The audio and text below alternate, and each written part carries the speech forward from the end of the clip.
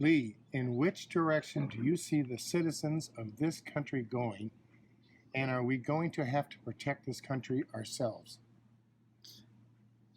It's a matter of absolute fact that we'll have to. The enemy's in the country now. We know they are, and people on the ground know they are. The people in the arts know they are. That's why they keep writing these television shows that are like, all about terrorism, all about, fighting terrorism here and other places.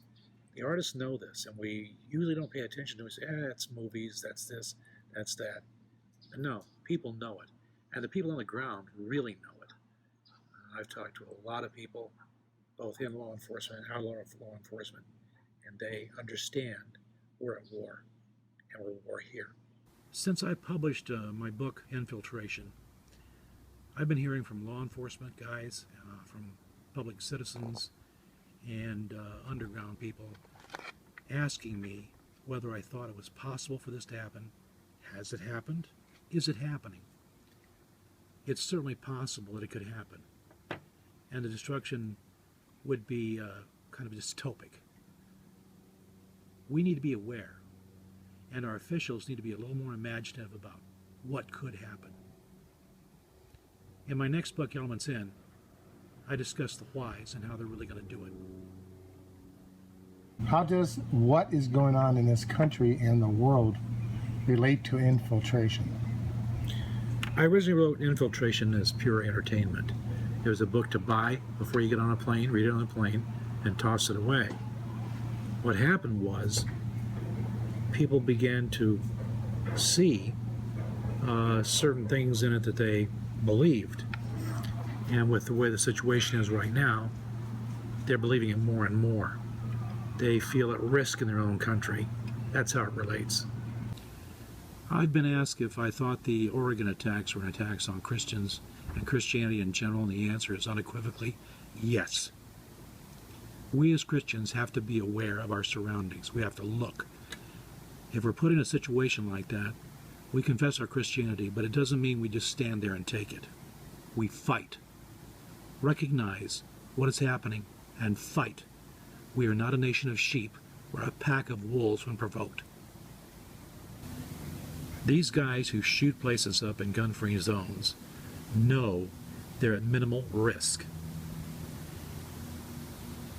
If we had really open concealed carry laws, really wide open so anybody could get it, his risk goes up. These shooters are bullies. If they're faced with a gun, they either shoot themselves or they try to shoot it out with people who are much better at it than they are. We don't need bullies in this society. You have the right to defend yourself against a bully. A bully with a gun is 10 times more dangerous than a bully without one.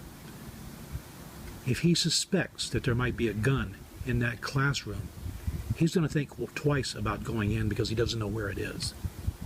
That's the reason concealed carry laws need to be open and easy to get. Gun-free zones are merely an idea stipulated by someone who does not recognize the danger of living life here in the United States right now. In my opinion, a gun-free zone is actually an asymmetrical free-fire zone, where one guy's armed with a weapon that shoots bullets, and the other guy is out there with a rubber band and 2 paper clips and his body to fight. Gun-free zones are a travesty. I have heard that there is a way to polarize the electrical grids in this country, and that this method can be brought in pieces. Do you feel this will happen in our future? I think we're real close to it. In fact, in my next book, Elements In, I cover exactly what could happen. I touched on it in the first book, in Infiltration, and I really believe, I don't even think it has to be brought in pieces. I think the border is so porous, it could get through anyway.